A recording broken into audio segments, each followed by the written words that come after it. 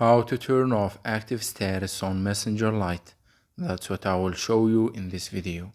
But before we begin, make sure to subscribe to the channel and ring the bell to get notified whenever a new video is uploaded.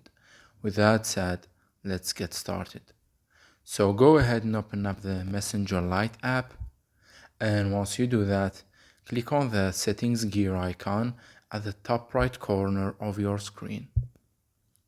Then click on active status at the top, and here you will find the option that says show when you're active with a toggle next to it that's turned on.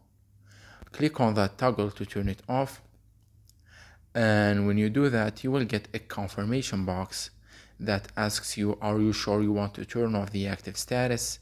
And it will tell you what will happen if you do that. Click on turn off to confirm, and that's it. It's very easy and simple process. So that was it for this video.